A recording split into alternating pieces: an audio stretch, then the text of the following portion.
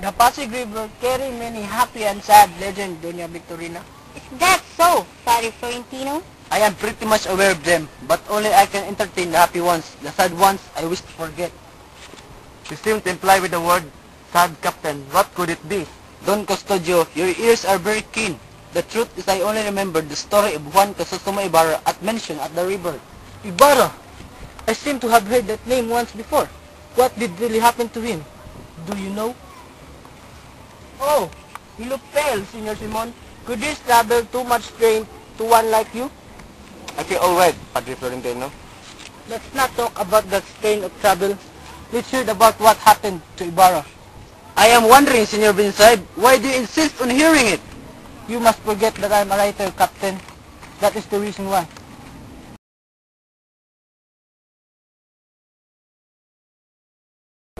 But what happened to his sweetheart, Maria Clara? Did he marry Linares?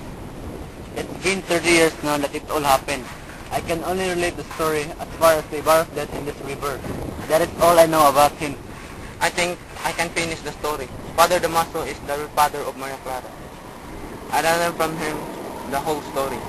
Although no one ever saw the body of Ibarra, and the news of his death reached Maria Clara.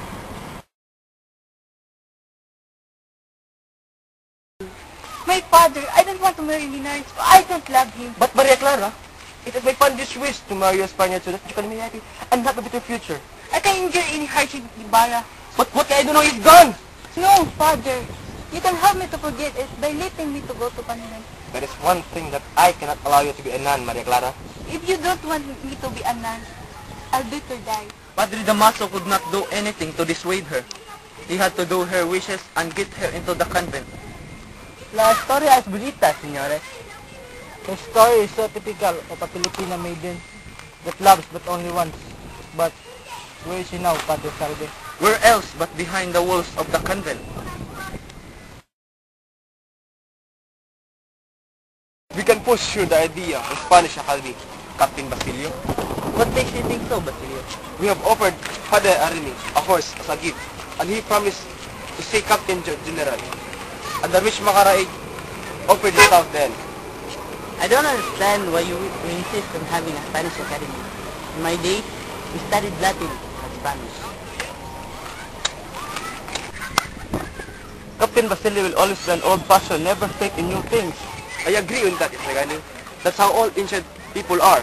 By the way, what did your uncle say about you and Paulita? He has no objection. The truth is, he has been counseling me in marriage.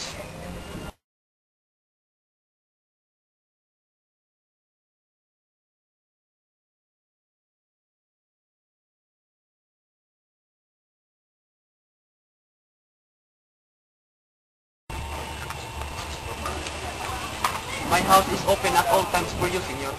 Thank you so much, Gonzales. From here, I plan to visit San Diego. Do you think my gun can cope enough with the brigands? I don't think so, senor. You see, the brigands are heavily armed. Yes, but I can shoot any one of them. By the way, you have a locket. Perhaps that's the locket that the senor gave to Julia. The locket is too precious for Julia. In fact, she prepared to enter into a servitude than to be apart from Maria Clara's locket. Did you see Maria Clara? How come Basilio come to be connected? It was said that Maria Clara gave it of pity to a leper. The leper was treated by Basilio, who then said to pay him to give the locket. Gonzales, I want to buy it for the sum of 500 pesos. 500 pesos? I will have to consult my daughter first, Senor Simon. But you must wait. I will wait, Gonzales.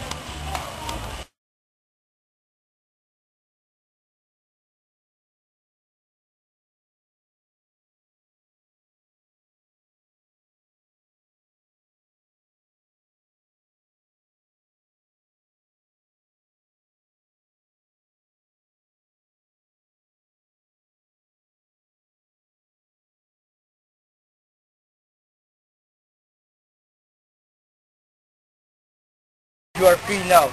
Julia, you are no longer a servant anymore. I do not know how to thank you for this, Basilio. There is enough to me to see you happy, my dear. For the sake of your happiness, I will do anything.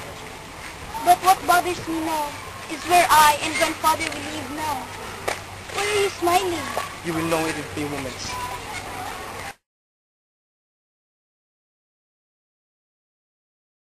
There's a new house, just a hut, that is free of problems. Basilio, I'm so grateful. I must see grandfather at once. Grandfather, someone had the heart to show us kindness. It is my duty to help those people who are dear to me. I cannot express the happiness that I felt in my heart, Basilio. But where did you get the money to ransom me and to buy this house? I have saved quite a few, Julia. Anyway, it did not take too much to pay Hermana pension and to buy this house. By the way, I'll come back again tomorrow.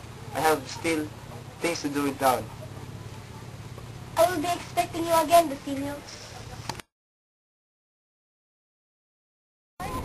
Skip the plan about the school. That will require a long study. What's next on the agenda? The students are clamoring for a school building to be built by the government. Curses! Is there nothing in the agenda but schools? What crazy doing is this? But you do not understand, Captain General. The request is for a school to teach Spanish. A school to teach Spanish? Whatever made you think of it?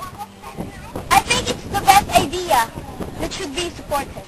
Supported? The moment the angels will get to master a language, they will forever contradict us.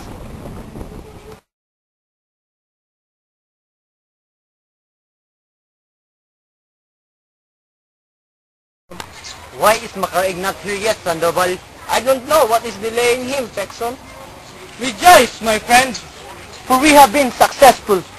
What do you mean, Makaraig? Please, tell us. Why? I saw Father Erin. He said that the proposal was discussed for almost a week with Fathers Kamura and Sibayla, and the jeweler Simon proposing it. That's right. And the Captain General postponed the discussion. But Father Erin raised it up to the Board of Education. Now, the decision will come up there. But that board takes time to move. That's what they said, to the greatest joy of Father Erin. Now, he can move the board. And Don Custodio, who happened to be there, was named intermediary. So you mean the solution of a problem lies in his hands? Right. And Don Custodio promised action within this month.